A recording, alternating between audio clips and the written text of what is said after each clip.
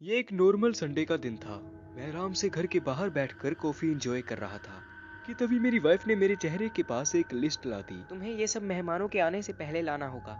चलो जल्दी जाओ। मेरी वाइफ इस चीज के लिए बहुत स्ट्रिक्ट हो जाती है जब बात हाउस पार्टीज की हो, और उस रात हम उस हाउस पार्टी को होस्ट कर रहे थे। मैंने गाड़ी की चाबियां उठाई और खुद से कहा, हैप्पी वीकेंड।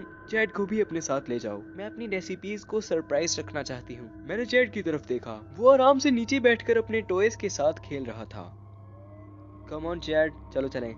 चैड एक बहुत ही डिसिप्लिन बच्चा है और वो अपनी उम्र के बच्चों के कंपैरिजन में मुझे बिल्कुल तंग नहीं करता। वॉलमार्ट हमारे घर से बहुत करीब था, इसलिए हम जल्द ही वहां पर पहुंच गए। तभी मैंने पार्किंग के सामने एक औरत को देखा। वो ट्रॉली के पास खड़ी थी जहां लोग आकर ट्रॉली ले जा रहे थे। वहीं वो ट्रॉली को बार बार खींचने की कोशिश कर रही थी। डैड, चलो अंदर चलें। मेरे बेटे ने मेरी टी शर्ट को खींचते हुए कहा। इसके बाद मैंने उस औरत को इग्नोर किया और हम वॉलमार्ट के अंदर चले गए। मैंने शॉपिंग के लिए ट्रॉली ली। उस ट्रॉली के पास एक आदमी खड़ा था जिसने मुझे एक बहुत ही बैड स्माइल दी और एक ट्रॉली को अपनी एक उंगली से मेरी तरफ पुश किया। यह आदमी बहुत ही अजीब और गंदा था। मैंने ट्रॉली उठाई और अपनी लिस्ट के हिसाब से शॉपिंग करने के लिए चला गया। चैड हमेशा की तरह ट्रॉली के अंदर बैठा था और हम काफी मस्ती कर रहे थे, लेकिन बीच बीच में मुझे पीछे से किसी के इधर उधर भागने की आवाजें सुनाई दे रही थी। मैंने इन सबको इग्नोर किया और अपने लिए बियर्स लेने के लिए चला गया। चैड मेरे पास ही खड़ा था और मैं फ्रीजर के अंदर से अपनी मनपसंद बियर्स को सिलेक्ट कर रहा था कि तभी मेरे पीछे से एक साया भागता हुआ गया। मैंने जल्दी से पीछे मुड़कर देखा, लेकिन पीछे कोई भी नहीं था। इनफैक्ट वॉलमार्ट के इस सेक्शन में हमारे अलावा और कोई भी नहीं था। क्या हुआ डैड? क्या तुमने किसी को देखा चैड? नहीं, क्या आपने देखा? मैंने चैड की आंखों को डर में बड़ी होते हुए देखा। हमारे अलावा उस वक्त वहां पर कोई भी नहीं था, जो कि बहुत ही अजीब था। वाओ, मैंने कभी एहसास नहीं किया वॉलमार्ट काफी बड़ा है। डैड डैड, खिलौने। मैंने उसे एक प्यारी सी स्माइल दी और कहा, लगता है आज डैडी को बहुत पैसे खर्चने पड़ेंगे। और मुझे नए खिलौने मिलेंगे। हम उस ओर जा ही रहे थे कि तभी मैंने पीछे से कुछ आवाज सुनी। जब मैंने पीछे मुड़कर देखा तो मेरे सामने वही पार्किंग लॉट वाली अजीब सी औरत थी। वो सारे सामान को अपनी ट्रॉली के अंदर डालती जा रही थी। इस तरह से वो सामान को अपनी ट्रॉली के अंदर डाल रही थी, वो बहुत ही अजीब था। वो बहुत ही हड़बड़ाहट में लग रही थी और उसके सामने जो भी आ रहा था वो उसे अपनी ट्रॉली में डालती जा रही थी। कुछ देर तक मुझे ऐसे ही देखने के बाद उसने एक क्रीपी सी स्माइल दी। वाह, उसके सारे दांत पीले थे, जैसे उसने बहुत समय से ब्रश नहीं किया हो। ठीक है, बहुत हुआ। इसके बाद मैं वहां से निकल गया और मैंने चैड को कुछ खिलौने लेकर दिए। मैंने जल्द ही अपनी लिस्ट का ज्यादातर सामान पूरा कर लिया और अब सिर्फ मीट लेना बाकी रह गया था। चिकन का सेक्शन स्टोर के बिल्कुल एंड में था कि तभी मेरे सामने एक बार फिर से वही औरत आ गई और इस बार जब मैंने उसे देखा, वो और भी ज्यादा अजीब तरह से रिएक्ट कर रही थी। वो हड़बड़ाहट में इधर उधर चल रही थी, जैसे वो बहुत ही जल्दी में हो। मैं उसे देखकर थोड़ा घबरा गया और तभी उसने एक डब्बे को उठाया और मेरी तरफ भागते हुए आई। उस वक्त मैं इतना घबरा चुका था कि मैं वहां से हिल नहीं पा रहा था।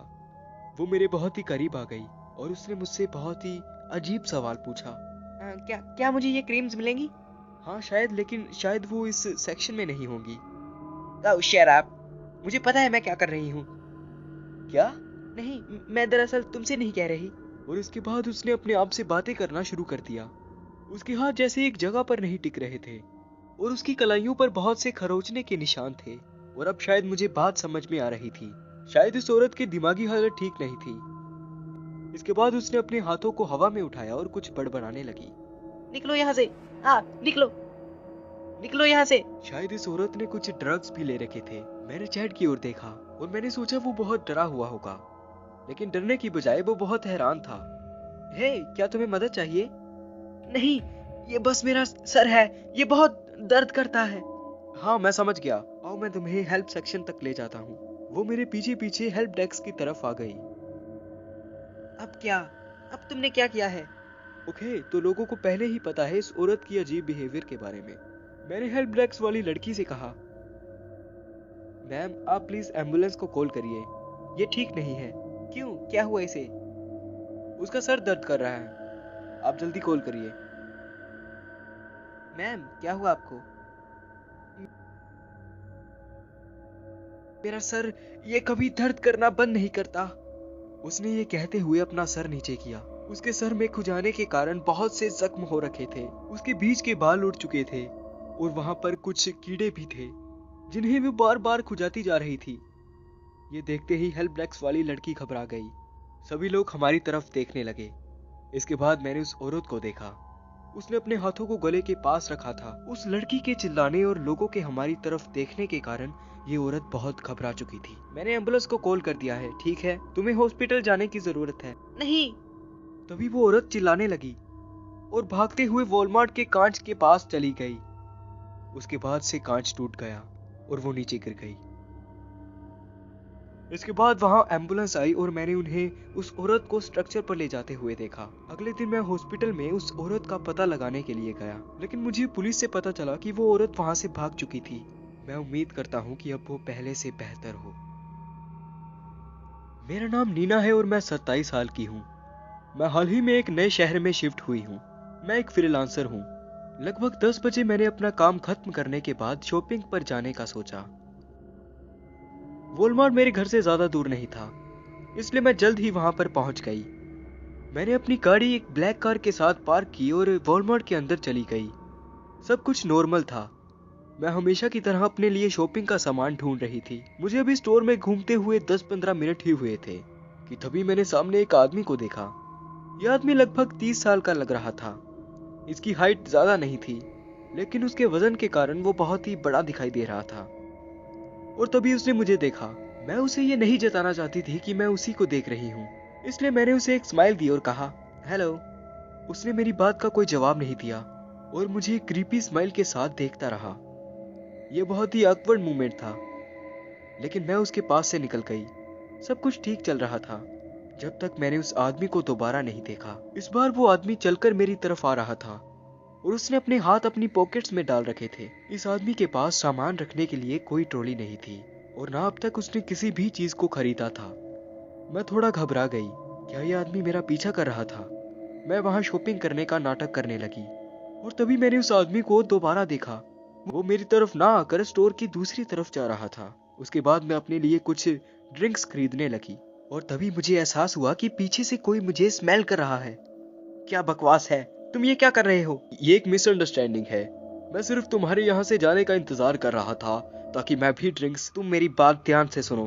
क्योंकि मैंने तुम्हें सिर्फ एक स्माइल दी और हेलो कहा, इसका मतलब ये नहीं कि मैं तुम में इंटरेस्टेड हूँ। निकलो। वो आदमी चुपचाप वहां से निकल गया। जाते हुए वो आदमी बहुत गुस्से में लग रहा था। इस वक्त तक मैं बहुत घबरा चुकी थी। मेरी घबराहट डर में तब बदली जब मैंने सामने एक और आदमी को देखा। उसने भी वही सेम वर्कर्स वाले कपड़े पहन रखे थे जो उस आदमी ने पहने थे। इस आदमी के पास भी कोई ट्रॉली या फिर कोई सामान नहीं था। मुझे नहीं लगता ये आदमी यहाँ शॉपिंग करने के इरादे से आए हैं। उस आदमी ने मुझे उसे देखते हुए देख लिया और वो वहां से निकल गया। क्या मैं इन दोनों आदमियों का शिकार बनने वाली थी? मैं इस चीज के लिए सतर्क थी, लेकिन मेरे अंदर घबराहट बढ़ती जा रही थी। इसी तरह कुछ और मिनट्स बीते और वो दोनों आदमी बार बार मेरे सामने आकर जा रहे थे। मुझे बीच बीच में छुपकर देख रहे थे।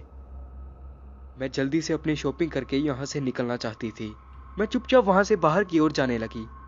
इस वक्त स्टोर बहुत खाली था। हालांकि ये मेरी शॉपिंग करने के लिए पसंदीदा वजह है, लेकिन इस वक्त तक स्टोर का खाली होना मेरे लिए जानलेवा भी हो सकता है। मैं बाहर की ओर जा रही थी कि तभी मैंने साइड में दो लड़कियों को खड़े हुए देखा। उसके बाद दोनों आदमी मेरा पीछा करने लगे। मुझे कुछ समझ नहीं आ रहा था कि तभी उन दोनों की नजर उन दोनों लड़कियों पर पड़ी। वो आदमी लड़कियों को ऐसे देख रहे थे जैसे वो वहां पड़ी उन बार्बी डॉल्स को देख रहे थे। इसके बाद मैंने सामान का बिल पे किया और जैसे ही मैं बाहर की ओर जा रही थी कि तभी मैंने देखा वो दो लड़कियां भी स्टोर से बाहर निकल रही थी और उन दोनों के पीछे वो दो आदमी भी थे। मुझे एहसास हुआ कि ये लोग यहाँ शॉपिंग करने के लिए नहीं आए थे। ये लोग पक्का कुछ गलत करने वाले थे। मैं वॉलमार्ट से बाहर निकली और भागते हुए उनका पीछा करने लगी और तभी मैंने उनमें से एक आदमी के हाथ में लोहे का एक औजार देखा और उसे देखकर मेरे रोंगटे खड़े हो गए। मैं उन दोनों पर जोर जोर से चिल्लाई, हे तुम दोनों रुको। उन दोनों लड़कियों को मेरी बात सुनाई नहीं थी, लेकिन उस आदमी ने मेरी बात सुन ली और तभी पार्किंग लॉट में दो और कार्स आकर खड़ी हो गई। उन आदमियों को इस बात का एहसास हुआ कि अगर वो यहाँ पर एक और भी सेकंड रुके तो वो पकड़े जाएंगे। भागो यहाँ से। वो दोनों जल्दी से जाकर अपनी कार में बैठ गए। जो मेरी गाड़ी के ठीक सामने खड़ी थी। इसके बाद वो दोनों जल्दी से वहां से निकल गए। मैंने उन लड़कियों को बचा लिया था और साथ ही अपने आप को भी। मैंने सिक्योरिटी को सारी घटना बताई। उन्होंने सीसीटीवी में से उन दोनों आदमियों का चेहरा देख लिया और मुझे उम्मीद है कि पुलिस उन दोनों को जल्द ही ढूंढ लेगी।